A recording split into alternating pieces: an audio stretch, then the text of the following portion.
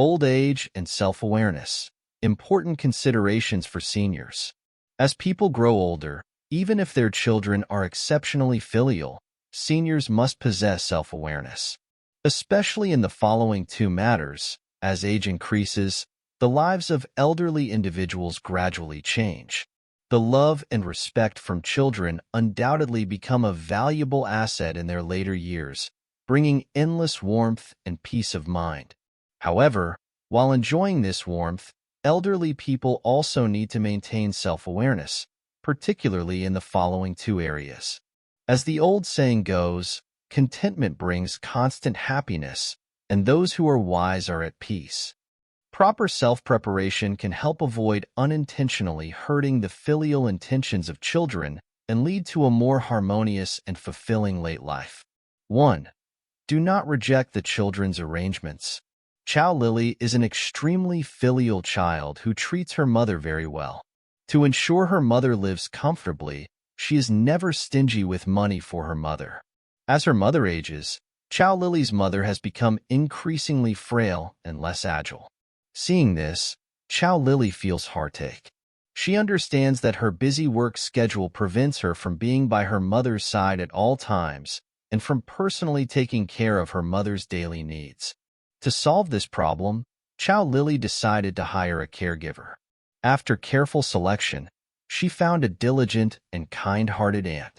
The aunt comes to the house every day to clean and prepare meals, making her mother's life more comfortable and pleasant. However, Chow Lily's mother does not appreciate the presence of this caregiver. She believes that her daughter is wasting money and that hiring a caregiver to look after her is unnecessary.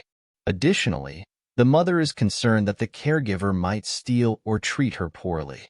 Therefore, she always speaks coldly to the caregiver and criticizes her work. Upon learning about her mother's attitude, Chow Lily felt very sad and helpless. She could not understand why her mother could not appreciate her good intentions and why her kindness was seen as wasteful and burdensome. She tried to communicate with her mother, explaining her thoughts and intentions, but her mother remained unwilling to listen. One night, Chow Lily came home from work and found her mother crying on the sofa. She approached her to ask about the reason, only to be met with an angry accusation. "Why are you wasting money hiring a caregiver for me? I am not incapable of moving. Are you disgusted with me?"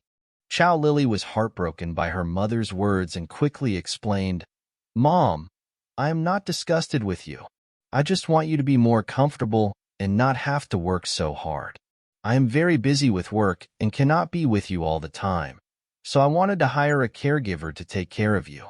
Despite this, the mother stubbornly believed she could take care of herself and did not need help.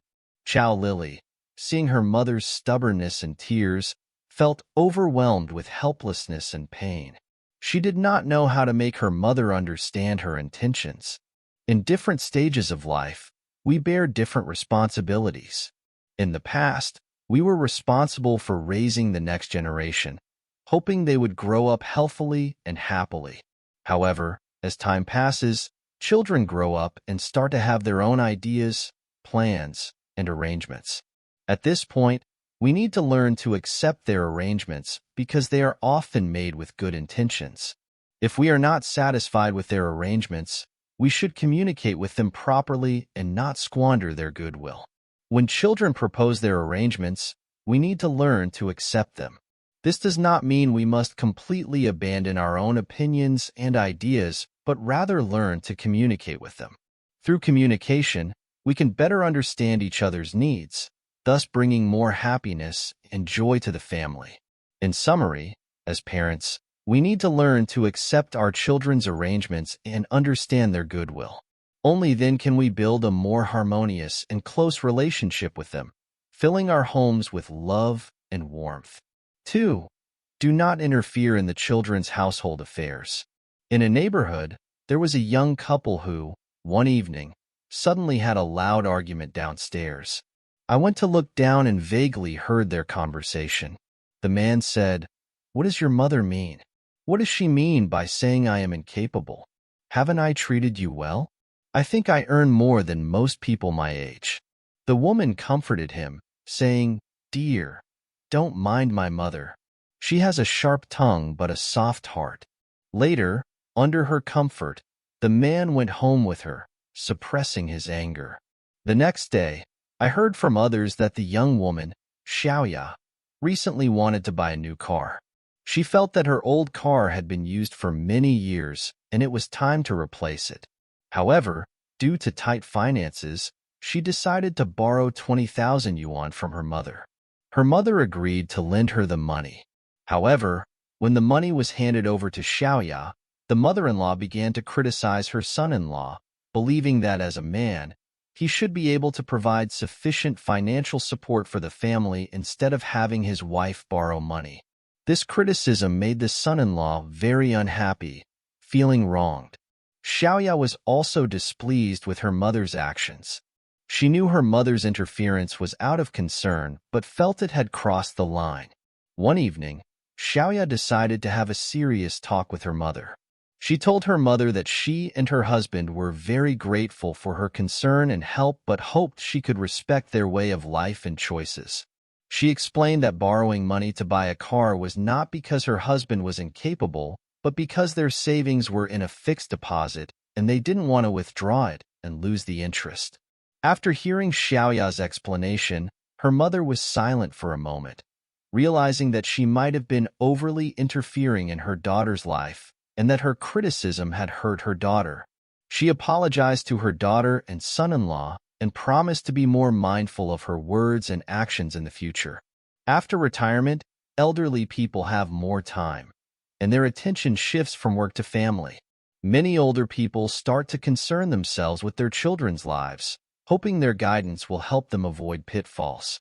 However, seniors also need to learn how to adjust their relationship with their children and know when to let go and refrain from interfering in their household affairs.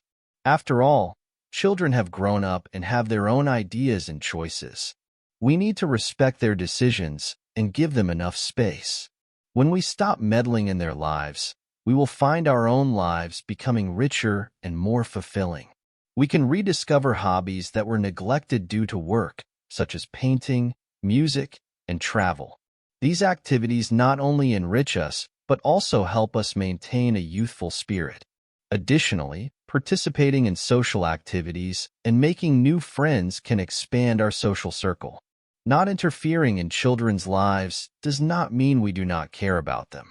When they need our advice and help, we should respond positively and supportively.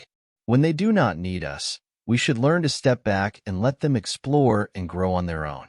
In summary, even if children are very filial, seniors should have self-awareness and understand the following points to ensure a happy late life. 1. Do not live with your children. In old age, do not assume that living with your children is acceptable just because they are filial. There is a generational gap, and differences in living styles and dietary habits can create conflicts. It is better for everyone to live independently according to their own habits, which allows for a more free and harmonious coexistence. Don't wait until living together leads to conflicts and strained relationships. Independence in old age is especially important for maintaining peace and avoiding unnecessary troubles. 2. Do not interfere in children's household matters. Do not assume that your children's filial piety allows you to meddle in their affairs. As children grow up, they develop their own fixed ways of thinking. Let go when necessary. Their children will have their own blessings. Avoid getting involved in trivial matters, including the education of grandchildren. In the past, children grew up freely, unlike today's children who are enrolled in various classes from a young age. The old way of thinking may seem outdated. Let go and refrain from interfering. 3. Do not demand money from your children. In old age, do not demand money from your children just because they are filial. The more filial the children, the more they may feel obligated to help, even if they do not have the means. Remember that future retirement should rely on your own savings. If retirement funds are limited, consider doing some work within your capacity while you are still healthy, not only to stay active but also to earn additional income and establish a solid financial foundation for retirement. Avoid putting children in a difficult position, as not all children have high salaries, and most are working-class families. 4. Do not invest blindly. Do not invest recklessly in old age. If you lacked investment experience when young, do not be envious of others who made money from investments and invest all your retirement funds. The stock market carries risks, and investments need caution. Failure can lead to dire consequences, as older individuals may lack the capacity to recover. This could also increase the burden on filial children, who may feel reluctant to criticize their parents, indirectly adding to their responsibilities. Thus, avoid blind investments and keep your money in the bank to ensure its safety. 5. Do not travel frequently, especially for those over 70. If you have chronic illnesses, even if children insist on planning trips, travel should be limited. As you age, uncontrollable factors increase. Safety should be the priority, so avoid frequent travel. 6. Do not reject children's good intentions. In old age, having filial children is a blessing. Do not refuse their arrangements, such as regular health checkups. The purpose of such checkups is to detect and treat minor issues early, preventing major illnesses and promoting health and longevity. In conclusion, even if children are very filial, seniors should have self-awareness and adhere to these points to ensure a happy late life. Do not live with children, do not interfere in their affairs, do not demand money, avoid blind investments, limit travel, and accept their good intentions. By doing these things, you will be a wise elder. Thank you for watching today's share. I hope the content has touched you. If you haven't subscribed yet, don't forget to click subscribe so we can accompany you every day.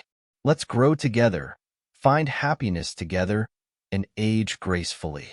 See you next time.